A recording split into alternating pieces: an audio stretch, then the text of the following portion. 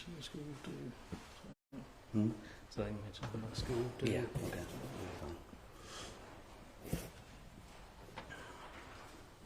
Everybody ready? Yes, sir. Okay. Close enough. Good afternoon. I'm Jim Ritchie, the fire chief here at Madison. Once again, thank you all for coming. The situation is under control at this time. The dispatch time was at 05:52 roughly this morning. We were under control right about 12:30, and all units cleared the scene about 13:35, which is 1:35 regular time. The containment area was established around the building due to there was some off-gassing at the last minute, but it is now at 12 parts per million in a 75-foot radius. We've got a small map, and that's basically the parking lot only. And the farthest part was 12 parts per million, which 35 parts per million is the minimum for anybody which is safe for still. So we're still at 12, which is very safe for breathing. Occupants are going back to their residence, and we're starting to get all units decommitted, and so the company is going to monitor the situation, and they're going to keep a fire watch for 24 hours. And basically what we've had to do is the product is, we weren't sure at first what it was. It was some sort of what we thought was a roofing tar. Basically it is liquid asphalt, the same as you'd put on the street where they would use to seal driveways, things like that. The problem was the product was contained in a small area towards the bottom where a bubble of air was able to get in through some openings and a crack, and it was able to continue to burn. So we were unable to get to it. So we've got the company in here. We contacted the company that actually made the product out of Canada, got some consulting there. The hazmat teams consulted with them, and we were able to determine that we could contain the product in the vessel.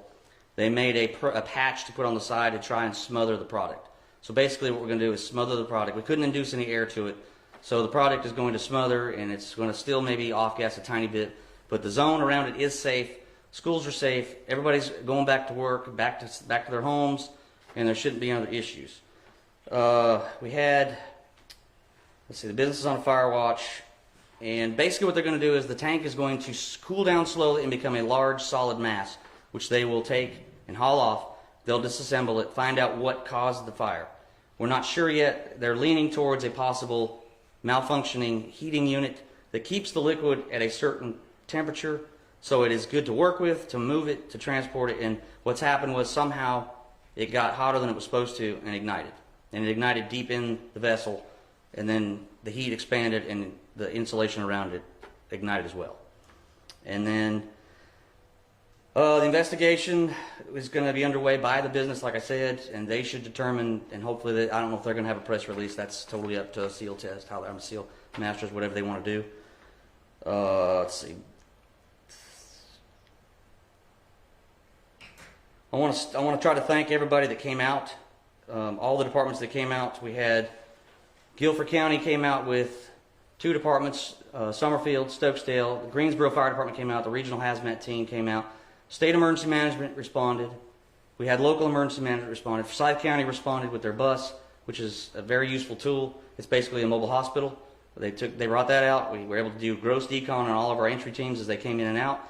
The fire marshal's office had a drone in the air at all times monitoring the situation. We had cameras monitoring the temperature of the inside of the tank at all times remotely through the command post, so we could continue to monitor what the safe distance of the area was and the temperature inside the tank to make sure it was not going up and down, and then also monitor the temperature on the outside of the tank. And then also some other agencies that responded, I want to make sure I reach out to everybody. Mayodan and Madison Rescue Squad, Shiloh Fire Department, Northwest Rockingham. We had Huntsville Fire Department there. And then we had like I said, the state EMS, our local emergency management, and the Rockingham County Fire Marshal's Office. And if I missed anybody, I apologize. And is there anything else about the school? The schools were advised of the current situation throughout the day. We stayed in contact with them. There was no immediate danger to anyone there. We basically done a shelter in place just for precautionary. They have since been lifted from that, and everything is underway as normal. We wanted to thank all the citizens and everybody in town who worked with our officers out at all these posts. Thank our officers too. They've been here all day directing traffic and answering questions the best they could. So, but it was just a good team effort. Thank the county and everybody's involvement. So. Did anybody have any questions they wanted to ask? I can try to answer as much as I can. Yes, ma'am. So, obviously, in relation to WFMI, obviously, at the beginning of this, we were kind of unsure about, liquid asphalt and if it is dangerous, if it's not dangerous. Were you able to learn any more as far as, could this have been a potential, really bad situation? I mean, is it, Anytime you have an enclosed vessel under pressure, you're going to have that issue. It builds pressure. That system has a 3-inch offloading overload system on it to keep the pressure from building. Our problem we had is the fire was getting air from somewhere down it, and we could not figure out what was causing that. So what we ended up finally doing was sealing off the leak itself as best we could and allowing the thing to smother. Because if we were to add water to it or anything like that, any kind of chemicals, we tried the dry chemicals like we talked about this morning, that was not doing any good. So we determined that at one time we were under the impression it could actually split open and just leak out all over the place. And we had that in contingency and plan in case that was to happen for runoff. Basically, if it was to do that, you could hit it with water and it would act like lava and it would actually seal itself. So as the thing cools, and it's like anything else, it's like Flex Seal or something like that, as it cools off or dry, it just dries up and it becomes a solid rubber mass. So once we determined that it was not going to bleed, which is explode, it was a matter of just starting to try and get everybody rotated out to keep a small mist on the tank itself to cool it, to try and speed up the process of turning it into a solid mass. And once that was able to be established, we were able to do okay. And then the situation, once we realized that, we were able to decide how close to bring the containment zone back in, the explosive zone, and then move everybody back in. Yes, ma'am. Maria DeBone, WXIIs. You had said that it was a 17,000 tank and the level went down to 11,000. Based on the gauge on the side, there's a floating gauge on the side of the tank. That when we first got there, it was showing the tank is 17,000 gallons is what they say, and then it was showing the level that was on the outside of the tank like a floating level, was showing us 11,000 gallons plus left in the tank. So it had never off-gassed that much. From what they tell us, it was never that full. But we're also kind of conflicting on the numbers, the way the gauge reads. But it was in excess of 5,000, 6,000 gallons in the tank itself. And there was another tank next to it, which we were able to keep cool, and it was not impinging on that tank, and that was able to stay safe as well. Yes? Yeah, Phil Sterling, ABC 45 News. I wasn't here for the first press release, but could you go over a little bit about the parts per million you were talking about?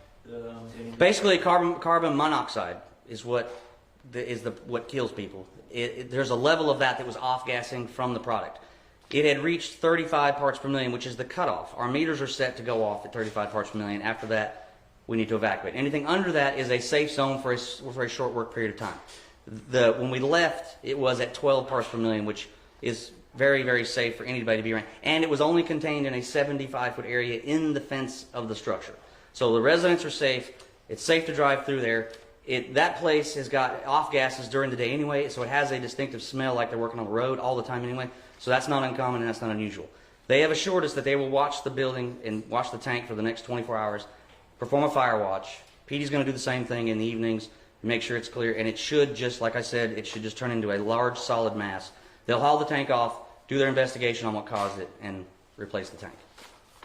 Anybody else? Yes, ma'am. So is smoke still a concern for residents at this time? If it is, it's a very, very light area. We just checked it before we left, and it's not. The patch that's on there now is keeping the smoke down. They've let the top off right now, which it's a solid mass on top, so it's going to rubberize.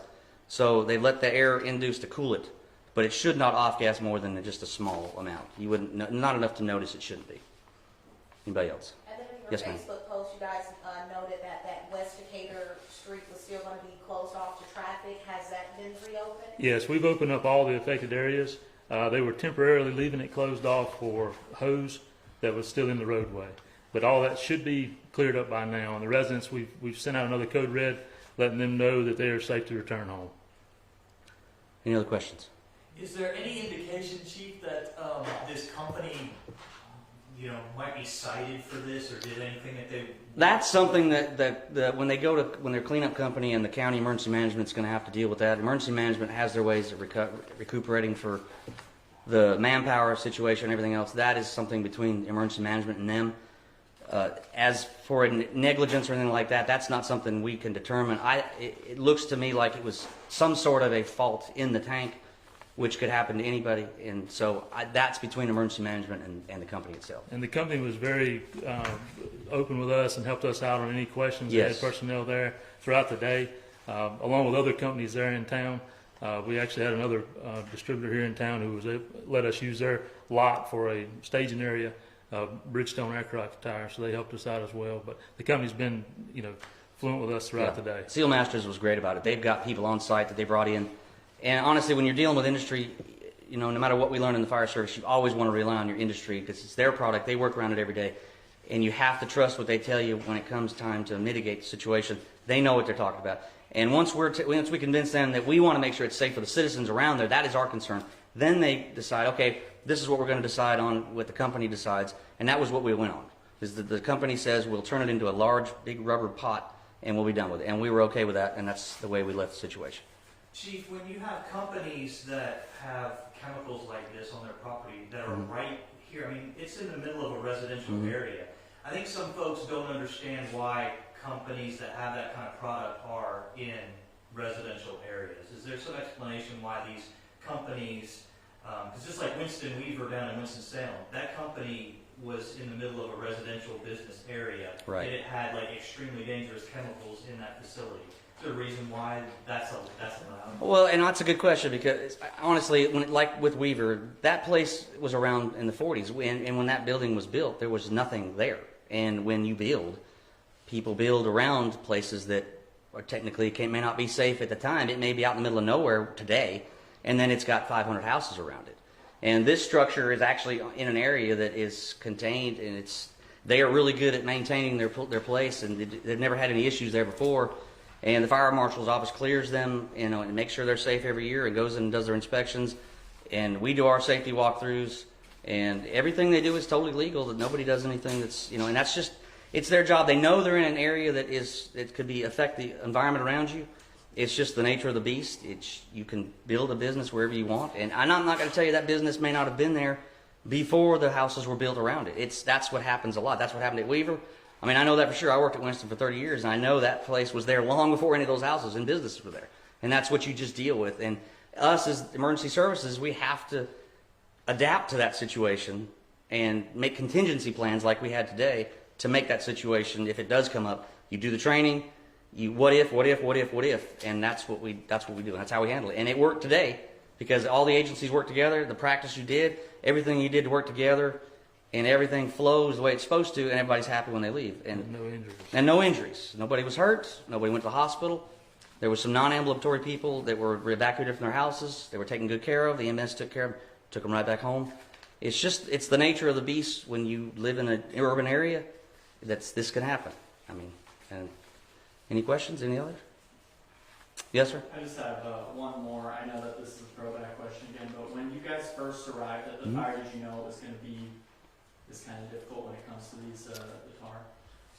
It's one of them situations where a small situation can turn into a large situation. You always want to treat it as if it is a large situation. So when we got there, we could smell the product. We knew what it was. We're familiar with it. It off gases every day. We know what it is when it's there.